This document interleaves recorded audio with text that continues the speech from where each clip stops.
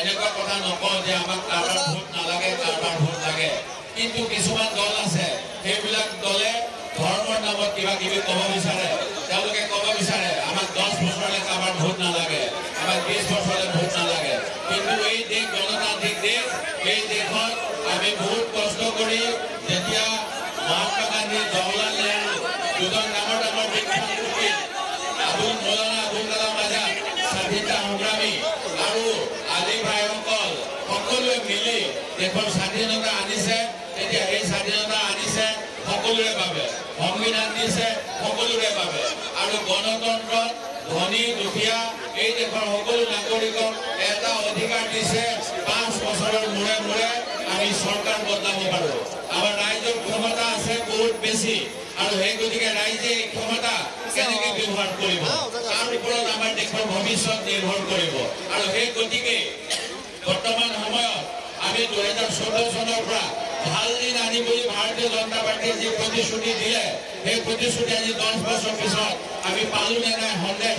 আৰু সেই গতিকে আজি যেতিয়া ভাৰতীয় জনতা পাৰ্টি বা অন্য দলে ভোট বিচাৰি আহিব, আমি তেতিয়া সুধিব লাগিব যে আগত দিয়া প্ৰতিশ্ৰুতি অনুসৰি আপোনালোকে আমাক ভাল দিন দিলে নে নাই, আমাৰ নিবনুৱা সমস্যা সমাধান কৰিলে নে নাই, আমাৰ বান গৰাখহনীয়া ৰাষ্ট্ৰীয় সমস্যা ঘটিত হোৱাৰ পিছত মথাউৰি নিৰ্মাণ হ'ল নে নাই, আমাৰ মাটিৰ অধিকাৰ আমাক দিয়া হ'ল নে নাই। আৰু এনেকুৱা বহুত প্ৰশ্ন আছে, যিখিনি প্ৰশ্নৰ উত্তৰ তেওঁলোকে দিবলৈ বাধ্য। কাৰণ 10 বছৰ আগত 2014 চন, 2016 চন, 2019 চন আৰু শেহতীয়াকৈ 2021 চনত ভাৰতীয় জনতা পাৰ্টীয়ে আমাৰ ৰাজ্য আৰু দেশত চৰকাৰ গঠন কৰিছে আৰু জনগণক নিৰাপত্তা ও শান্তি প্ৰতিশ্ৰুতি দিছিল।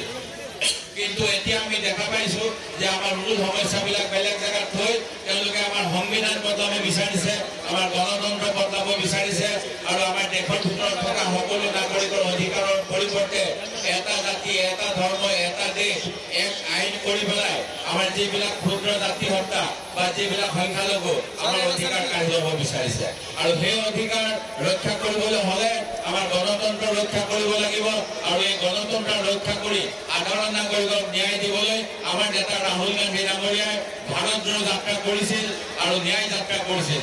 য'ত তেওঁ কৈছিল যে আমি মহমতৰ দোকান খুলিম, অৰ্থাৎ আমি সকলোৱে মিলি আমাৰ দেশৰ নাগৰিক হিচাপে সম অধিকাৰ ল'ম। আৰু অন্য এটা দল আপোনালোকে জানে, UDF দল 2006 চনত জন্ম হোৱাৰ সময়ত তেওঁলোকে কৈছিল সুপ্ৰিম কোৰ্টত আমি IMDT বাতিলৰ বিপক্ষে গোচৰ কৰিম।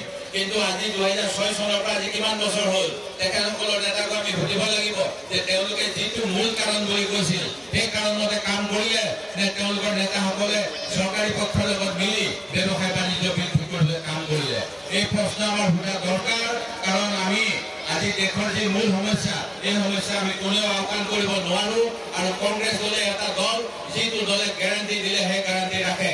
আজি আমাৰ যি সময়ত ভাৰতবৰ্ষৰ কৰ্ণাটক, ৰাজস্থান বা ছত্তীশগড় যিসমূহ ৰাজ্যত আমাৰ চৰকাৰ যেতিয়া আছিল, আমি যিবিলাক প্ৰতিশ্ৰুতি দিছিলোঁ, তেলেংগানাত যিবিলাক প্ৰতিশ্ৰুতি দিছিলোঁ, এইবিলাক যোৱা সময়ছোৱাত ৰূপায়ণ হৈ আছে। আপোনালোকে অলপ কেমেৰাটো ঘূৰাই দিয়কচোন।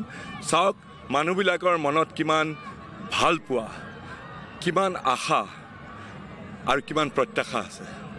এটা কথা ঠিক যে এওঁলোকে এই BJP চৰকাৰে, বিশেষকৈ হিমন্ত বিশ্ব শৰ্মাই উৎকট সাম্প্ৰদায়িকতা এবাৰ ক'লে তেওঁতো বৰণ সলোৱাত উস্তাদ, এবাৰ কি সদায় কৈ আহিছে যে মুছলমানৰ ভোট আমাক নালাগে, যে মুছলমানৰ আমাৰ মিয়াৰ ভোট নালাগে। অথচ কিমান লজ্জাহীন মানুহ, সেইজন মানুহে এতিয়া মুছলমানৰ এলেকাত এনেকৈ ভক্তিত গদগদ হৈ পেলাই সাষ্টাংগে প্ৰণাম কৰি তেওঁ ভাষণ দিবলৈ আৰম্ভ কৰিছে। মোদী চৰকাৰ, যেতিয়া মোদী ডাঙৰীয়া 2014 চনত যেতিয়া প্ৰধানমন্ত্ৰী হ'বৰ কাৰণে BJP দলৰ পৰা প্ৰচাৰ কৰিবলৈ আহিছিলে, সেই হিমন্ত বিশ্ব শৰ্মাই প্ৰচাৰ কৰিছিলে, কংগ্ৰেছত আছিল তেওঁ। তেতিয়া তেওঁ কি কৈছিলে যে এই নৰেন্দ্ৰ মোদীক অসমৰ ঠেলাৱালা ৰিক্সাৱালাই চেণ্ডেলেৰে ছটিয়াব, যে গুজৰাটৰ পাইপলাইনত মুছলমানৰ তেজ যায়, পানী নাযায়, এইবিলাক কথা কৈছিলে নাই। তাৰ এবছৰৰ ভিতৰতে আমাৰ অসমীয়াতে কয় তেজপিয়া বুলি কয়, কুকলুঙাৰ নিচিনাকৈ কুকলুঙাই যেতিয়া কিবা প্ৰতিকূল পৰিস্থিতি পায় তেতিয়া বৰণটো সলায়। তেওঁ এজন কুকলুঙা অসমৰ ৰাজনীতিৰ, তেওঁ বৰণ সলায়, তেওঁৰ নিজৰ ভাষণ বা গোটেই বিষয়বস্তু বদলায়। আৰু তেওঁ উৎকট সাম্প্ৰদায়িকতাৰ মনোভাৱেৰে পৰিচালিত হয়। সেইজন হিমন্ত বিশ্ব শৰ্মাই ইয়াত আহি পেলাই বিভিন্ন কথা কৈছে। মই হেনো তেওঁৰ ওচৰলৈ গৈছোঁ বিজেপি দলত যোগদান কৰিবলৈ। এইজন পীযুষ হাজৰিকা তেওঁ কৈছে মই হেনো তেওঁৰ ঘৰলৈ গৈ তেওঁৰ ওচৰত মই বিজেপি যোগদান কৰিবলৈ গৈছোঁ। তেওঁৰ যদি সাহস আছে এবাৰ প্ৰমাণ কৰি দেখুৱাওক। মই তেওঁৰ ঘৰলৈ বা তেওঁৰ ওচৰলৈ বা কেতিয়াবা ফোন কৰি মই কাৰোবাৰ পঠিয়াইছোঁ যে মই বিজেপি দললৈ যাম। এইবিলাক হ'ল আমাৰ মানুহক বিভ্ৰান্ত কৰিবৰ কাৰণে। হিমন্ত বিশ্ব শৰ্মাই কথা পাতি সৌদিনাখনলৈ কৈ আছিলে যে হেৰিয়ে বোলে তেওঁ বোলে আমাৰ সভাপতি ভূপেন বৰাই বোলে বিজেপি দলত যোগদান কৰিব। এইবিলাক কথা মিছা কথা। অপপ্ৰচাৰ চলাই আছে আপোনাৰ বিৰুদ্ধে। সেইবিলাক কিহৰ কাৰণে কৰে? তেওঁলোকৰ সেইটো অভ্যাস। তেওঁলোকে প্ৰথম টকা পইচা দি পেলাই আৰু ভয় দেখুৱাই আমাৰ কিছুমান অলপ ধুতা মানুহ বিজেপি দলত জইন কৰিছে।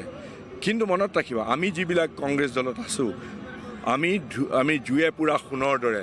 আমি তেওঁলোকৰ এই ধৰণৰ প্ৰলোভন, এইদৰে বাহুবল, এইদৰে পইচাৰ প্ৰলোভন দেখুৱাই আমাক কিনিব নোৱাৰে। নুৰ হুদাক কেতিয়াবা কিনিব পাৰিব নেকি? মোক কেতিয়াবা কিনিব পাৰিব নেকি? ৰকিবুল হুছেইনক কেতিয়াবা কিনিব পাৰিব নেকি? ভূপেন বৰাক কেতিয়াবা কিনিব পাৰিব নেকি? এইবিলাক হ'ল উৎকট মানুহক বিভ্ৰান্ত কৰা কথা। বাট এনেকুৱা ধৰণৰ লাগ বাংনোৱা বেবেৰিমাং কথাৰ মই উত্তৰ নিদিওঁ।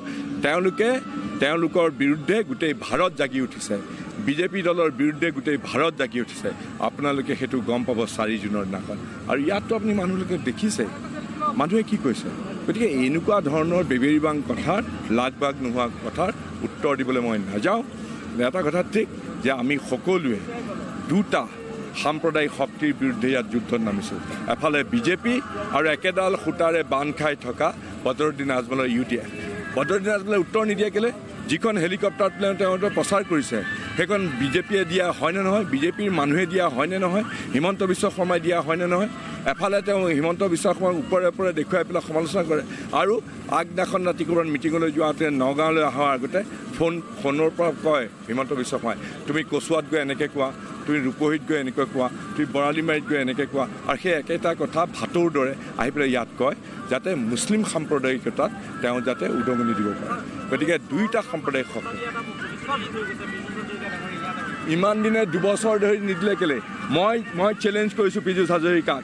যোৱা 2 বছৰৰ পৰা বসুন্ধৰা স্কিম চবকে কৈছে যে আমি পতা দিম বুলি। সেই 2 বছৰৰ যিটো লিষ্ট ওলাইছে এজন মুছলমানৰ নাম আছে নেকি? তিৰুচাৰে মোক দেখুৱাই দিয়ক। এতিয়া ভোট পোৱাৰ আগতে এনেকুৱা ধৰণৰ মিছা কথা অৰুণোদয় ফৰ্ম বিলাইছে, লাখপতি বাইদেউ যিটো এটা প্ৰচণ্ড প্ৰহসন, এইবিলাক কথা কৈ ৰাইজে জানে, ৰাইজক কৈ দিব, ৰাইজে জানে।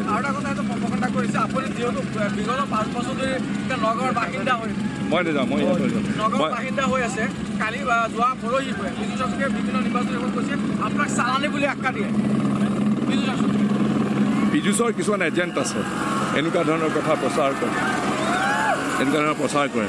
মই নগাঁৱৰ বাসিন্দা, নগাঁৱৰ ভোটাৰ আৰু নগাঁৱত মোৰ স্থায়ী ঘৰ আছে। তাতকৈ